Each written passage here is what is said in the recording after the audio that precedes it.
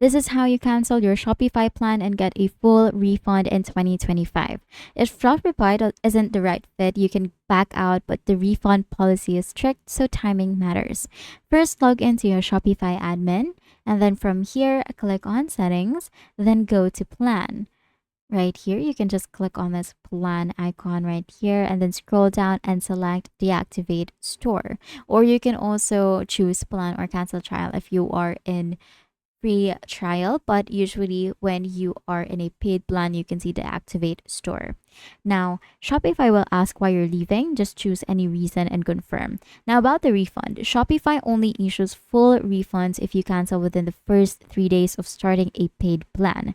Beyond that, refunds aren't guaranteed. If you're within the window, head to Shopify Help Center and start a chat or send an email. Politely explain your case, include your store URL, cancellation reason, and mention the 3-day policy. It helps if you haven't used paid apps or generated sales.